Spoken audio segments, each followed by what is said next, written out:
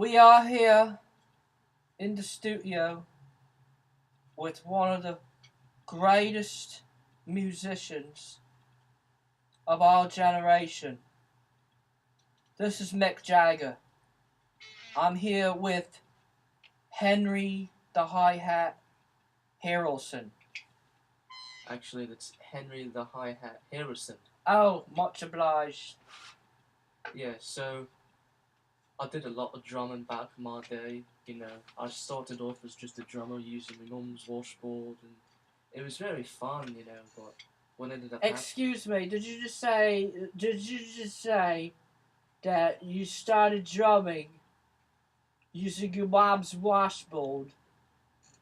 Yes, I did. This is ridiculous. That's the most ridiculous thing I've ever heard. And yet, legend. Yeah, so... That only goes to show how great you are. Yeah, so... Dirty.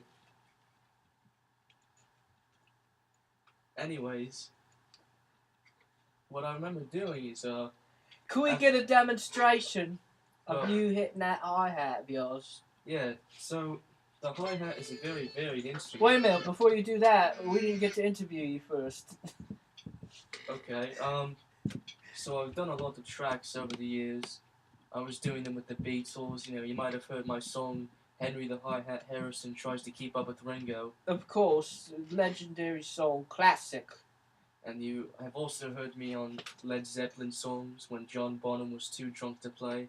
I play hi-hat over all of his numbers, and then he'd play bass drum over all of mine.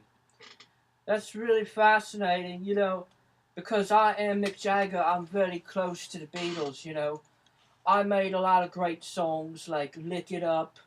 I mean, what was that song that I made? I don't even remember anymore. I made a lot of great songs, okay? Can't always get what you want. Yeah, can't always get what you want. Can't get no satisfaction,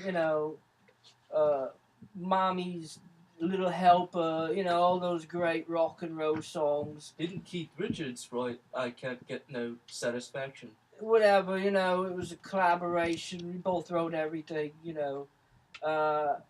I was even in a few movies, I was in that movie Jumpin' Jack Flash. So you said you wanted a demonstration, right? You wanted to... Well, yes, but let me just keep on going. I was also in that movie Mind Hunters. Is that the Christian Slater movie? Fool you! Hi, it's me, Christian Slater. Just here letting you guys know, watch Mindhunters. It's on HBO this weekend. Anyway, yep, I'm here to interview Henry the Hi-Hat Harrison. Harrison, right.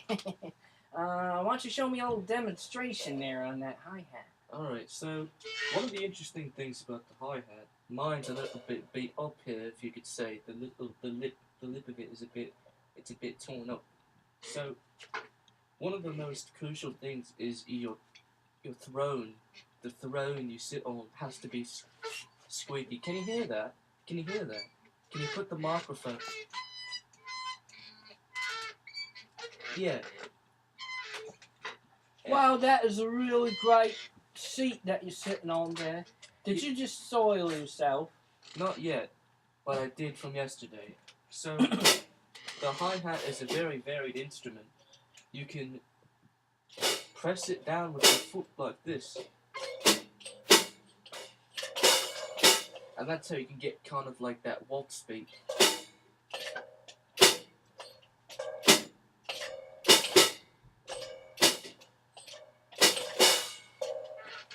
And then you can play it with your left or your right foot. I see. So sometimes you use the left foot, and sometimes you use your right foot. Now, is there a difference in the sound? Yeah. I mean, listen. This is the left foot. This is the right foot.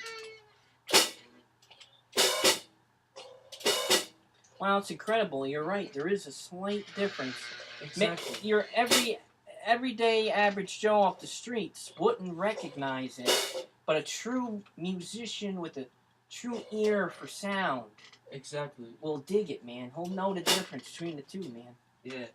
Now, you can compress the hi-hat down and hit it. You can compress it even more, and it'll make a different sound, or you can just slam it down, and it becomes solid. You know, and you can do like...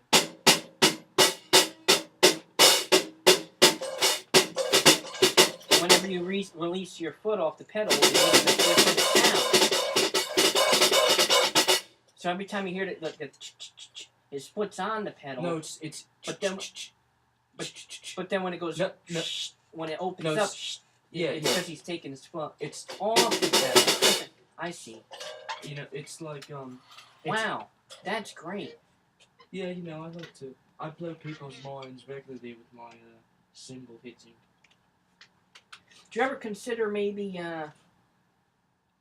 getting a snare and some tom-toms and maybe some bongos? This interview's over.